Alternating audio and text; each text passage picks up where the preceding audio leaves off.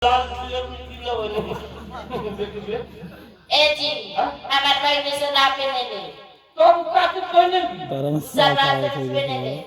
अच्छा घर सीने फेरा दे सीना आने जगह में छोटी में रख दे दे हमरा बोल वाला ने खाली बोलिए पहले आए वो चीज ले दे तोरा का दादा रे खाए ना ये कोई से न देखो ये लोग गांव में लहर लग गई मार की धोखे लाई घर घर लोग कोई हमरो की देखला हमरो तो मारे कोने राखे ले जाए हे लोई की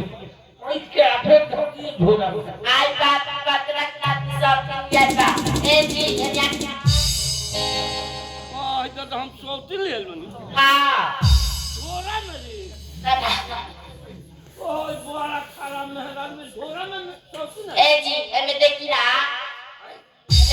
तो ओए दादा ओए सारा बड़ी मोटाई रे ओए घर में लोग के बहुत सोती नहीं है से खोले बसाला तारा के साफ कर दे मुराई कर से या लाठी साले कम सीना हम लोग में ने पंजाब कमाए के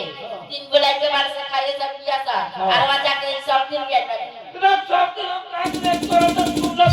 पे काम मिल गए आई पहले देखी ना था ओए दादा सासुरे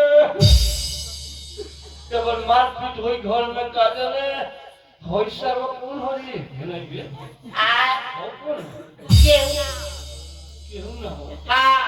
आज मत ना हो रे ना आई पहले बताई आज कहां से मेरा कुछ की गया था ना बने रवाना माने मेहरान का ना घर तो से बड़े बनना चाहिए तार पर मार